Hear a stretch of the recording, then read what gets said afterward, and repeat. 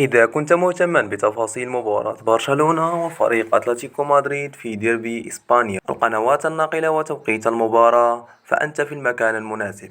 أول شيء، عيد مباراك سعيد. وإذا كنت أول مرة تزور القناة فلا تنسى الاشتراك وضغط زر الجرس ليصلك كل جديد، ولا تنسى الصلاة على رسول الله.